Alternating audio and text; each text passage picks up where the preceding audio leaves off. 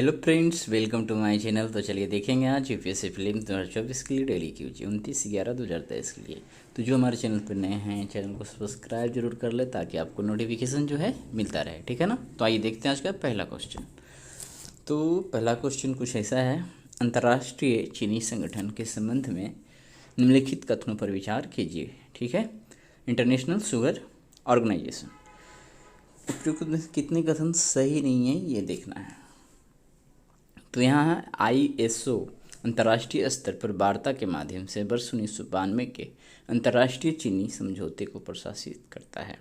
कर ISO चीनी बाजार और संबंधित समस्याओं के विषय में ज्ञान तथा समझ बढ़ाने के उद्देश्य से वार्षिक सेमिनार आयोजित करता है। तो ये क्या है, पहला कथन और दूसरा सही है, ठीक है। तीसरा कि भारत वर्ष 2024 में संगठन की अध्यक्षता करने के लिए तैयार है, जो चीनी उद्योग के भीतर इसकी वैश्विक क्षमता बढ़ाने में एक महत्वपूर्ण मील का पत्थर साबित होगा। तो ध्यान देना है, ये तीसरा कथन भी क्या है, सही है। लेकिन कितने कथन सही नहीं है ढूंढना है। तो जब सब सही हो गया तो ऑप्शन डी क्या हो जाएगा, करेक्ट हो जाएगा, ठीक है। यहाँ पे आप देख सकते हैं अंतर्राष्ट्रीय चीनी संगठन ISO लंदन में स्थित है ये संगठन, ठीक है। ISO के 87 सदस्य देश प्रतिनिधित्व करते हैं। वर्ष 2022 के आंकड़ों के आधार पर है। कर विश्व चीनी उत्पादन का 87% उत्पादन इस संगठन में शामिल सदस्यों द्वारा होता है। कर विश्व की 64% चीनी खपत इन सदस्यों द्वारा होता है। विश्व आयात का 34%, विश्व निर्यात का 92%। कर ISO अंतर्राष्ट्रीय स्तर पर वार्ता के माध्यम से वर्ष 1992 के अंतर्राष्ट्रीय चीनी समझौते को प्रशासित करता है। तो कथन एक सही है, ठीक है। तो आगे है, जिसके उद्देश्य हैं, क्या क्या उद्देश्य हैं, करे चीनी से संबंधित मामलों में अंतर्राष्ट्रीय सहयोग को बढ़ावा देना, वैश्विक चीनी अर्थव्यवस्था में सुधार के लिए अंतर सरकारी चर्चा को सुविधाजनक बनाना। अगला है, बाजार की जानकारी एकत्र करना और प्रसारित करना, चीनी के विस्तारित उपयोग विशेष रूप से गैर पारंपरिक अनुप्रयोगों में को प्रोत्साहित करना है। ISO चीनी बाजार और संबंधित समस्याओं के विषय में ज्ञान तथा समझ के बढ़ाने के उद्देश्य से वार्षिक सेमिनार आयोजित करता है। तो कथन दूसरा भी सही है। भारत वर्ष 2024 में संगठन की अध्यक्षता करने के लिए तैयार है, जो चीनी उद्योग के भीतर इसकी वैश्विक क्षमता बढ़ाने में एक महत्वपूर्ण मील का पत्थर साबित होगा। तो कथन 3 सही है, ठीक है। तो आगे देखते हैं, इन्फ्लुएंजा वायरस के संदर्भ में निम्नलिखित कथनों पर विचार कीजिए। तो इन्फ्लुएंजा A और B दो प्रकार के हैं, जो लगभग प्रत्येक वर्ष महामारी संबंधी मौसमी संक्रमण का कारण बनते हैं। थोड़ा सा इसको दो प्रकार के मत समझिएगा। इसको है कि इन्फ्लुएंजा जो A और B दो प्रकार के हैं ना, जो लगभग प्रत्येक वर्ष महामारी संबंधी मौसमी संक्रमण, मतलब ये दोनों जो है विशेष रूप से हर साल क्या मौसमी संक्रमण का कारण बनते हैं। ऐसे ये 4 प्रकार का C और D भी है, ठीक है। तो पहला कथन सही है, ये भी ज़्यादा खतरनाक है और यही हमेशा क्या है, महामारी का कारण बनता है।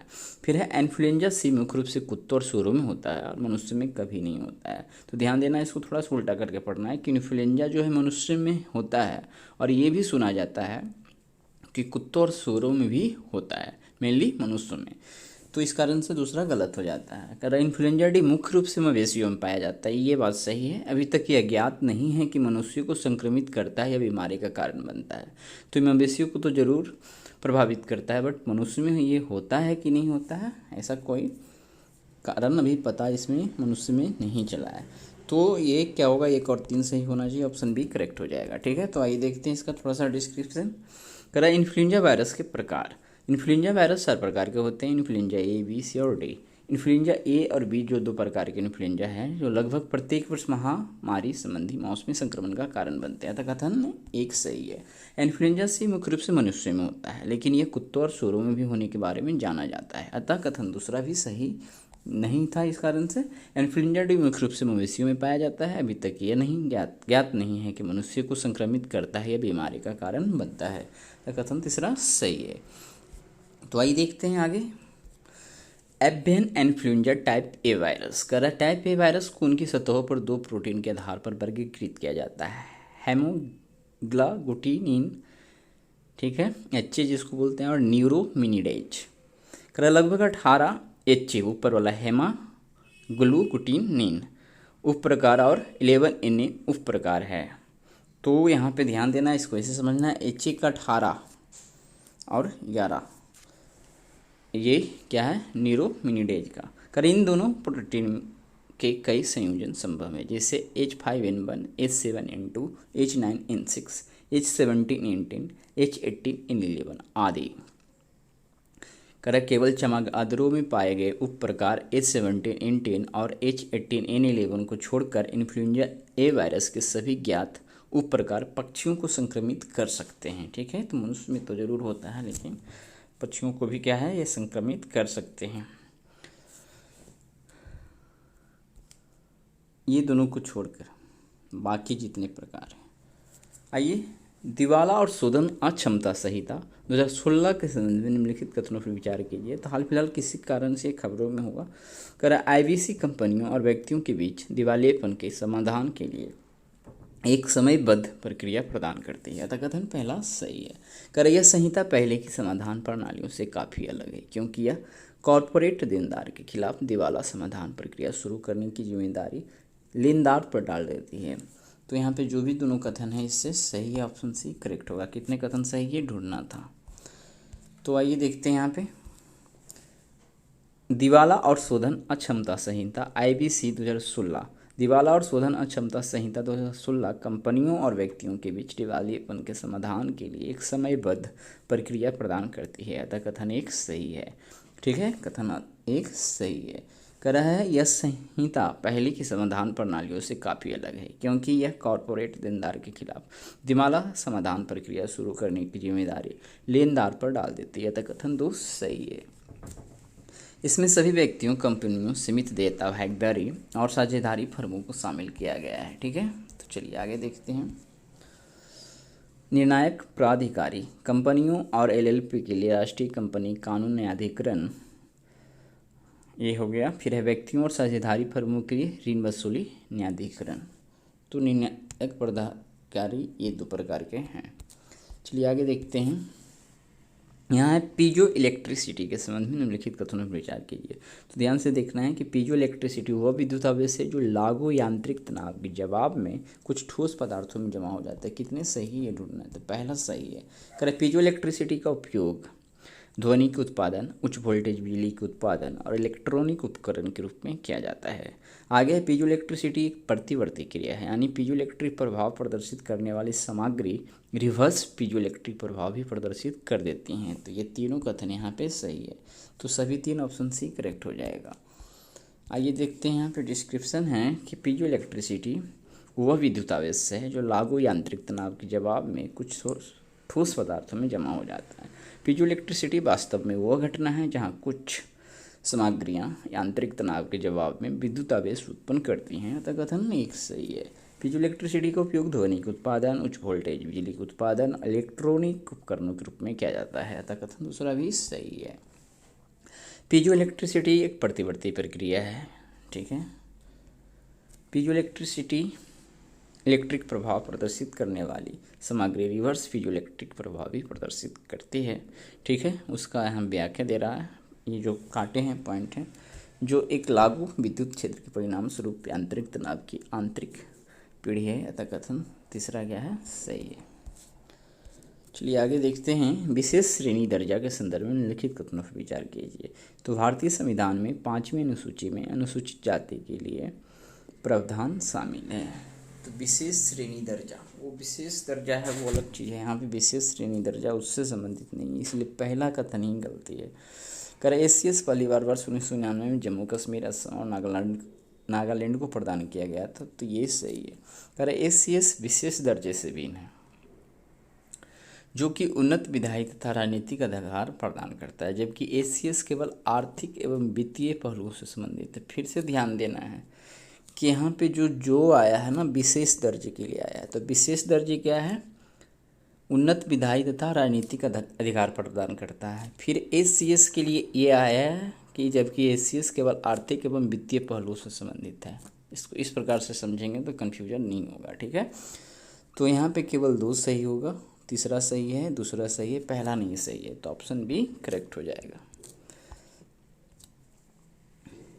एसीएस भौगोलिक तथा सामाजिक आर्थिक नुकसान का सामना करने वाले राज्यों के विकास में सहायता के लिए केंद्र द्वारा निर्धारित एक वर्गीकरण है। संविधान एसीएस के लिए कोई प्रावधान नहीं करता है। फिर यहाँ पहले देखना है, एसीएस भौगोलिक तथा सामाजिक आर्थिक नुकसान का सामना करने वाले राज्यों के विकास में सहायता के लिए केंद्र द्वारा निर्धारित एक वर्गीकरण है। अगर संविधान एसीएस के लिए कोई प्रावधान नहीं करता तथा यह वर्गीकरण के बाद में वर्ष 1969 में 5वें वित्त आयोग की सिफारिशों के आधार पर किया गया था। तो कथन पहला सही नहीं है।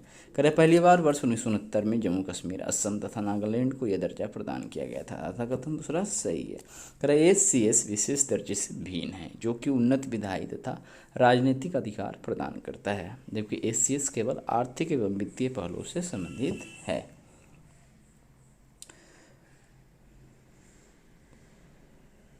अतः कथन तीसरा सही है। आइए स्थगन के संदर्भ में निम्नलिखित कथनों पर विचार कीजिए। तो इसको ध्यान से देखना है कितने कथन सही है। तो स्थगन का अर्थ सभा की बैठक को समाप्त करना और अगली बैठक नियत समय पर पुनः संवेद करना या शुरू करना। अब है सत्र के स्थगन और पुनः संयोजन के बीच के समय को अवकाश कहा जाता है। तो एक सत्र के स्थगन और एक होता है सत्र अवसान।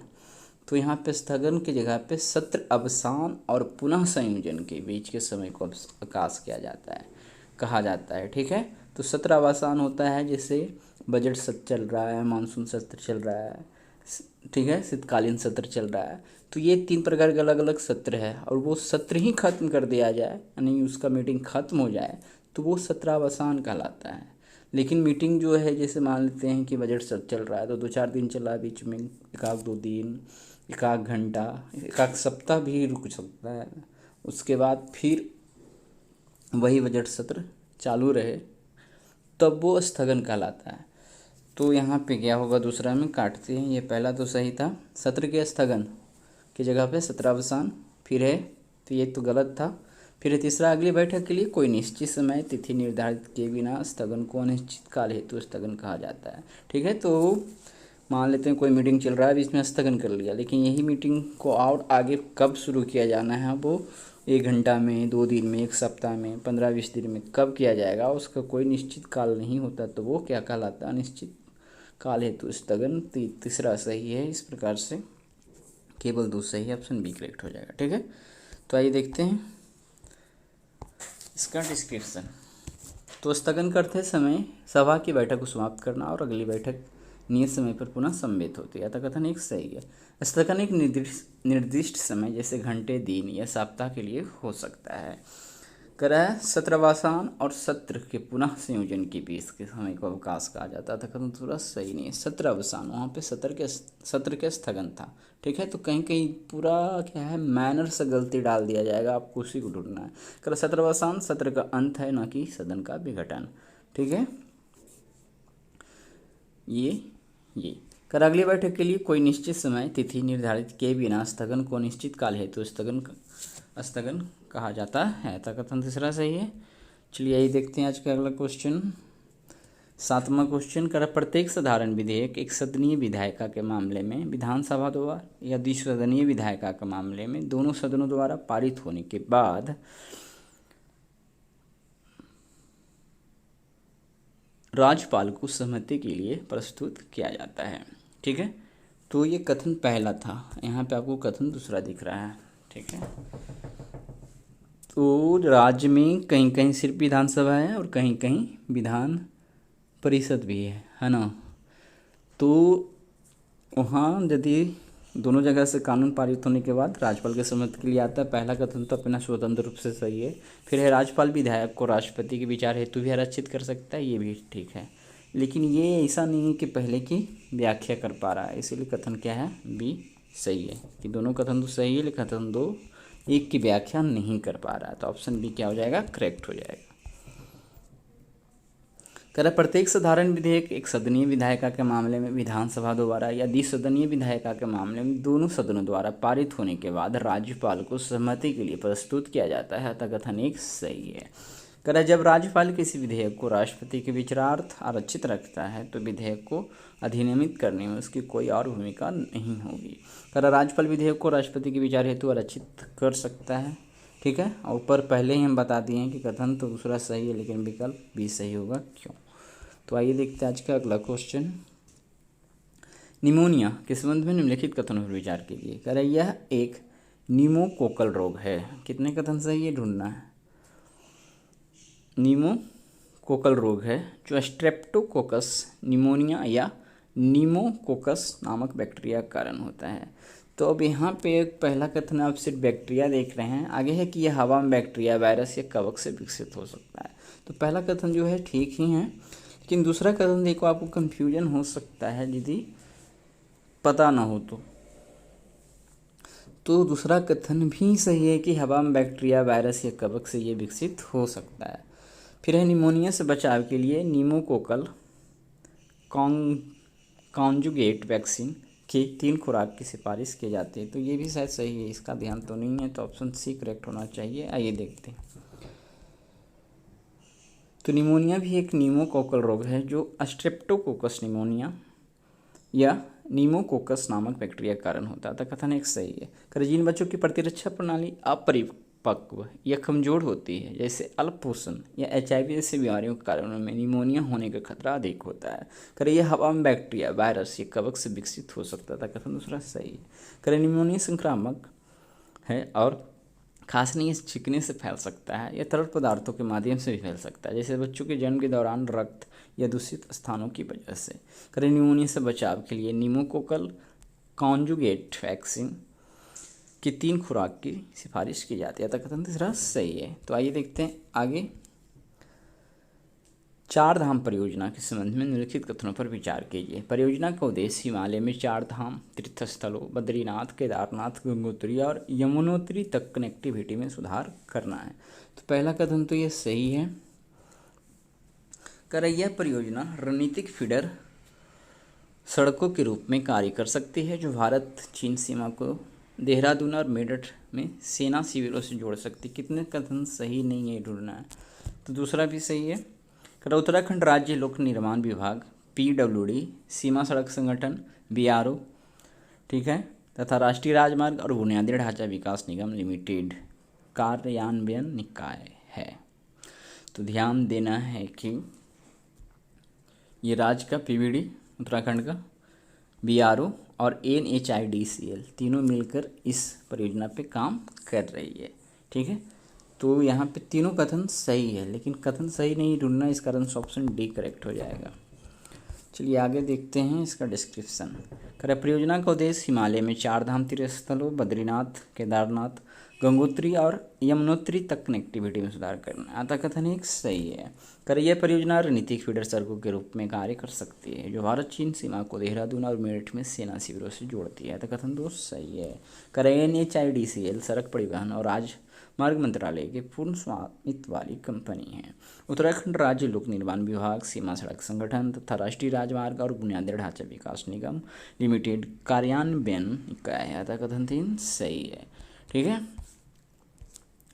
आगे देखते हैं आज का अंतिम क्वेश्चन। धन विधेयक के संदर्भ में निम्नलिखित कथनों पर विचार कीजिए। तो पहला है धन विधेयक कर लगाने, उन्मूलन, छूट, परिवर्तन या विनियमन से संबंधित है।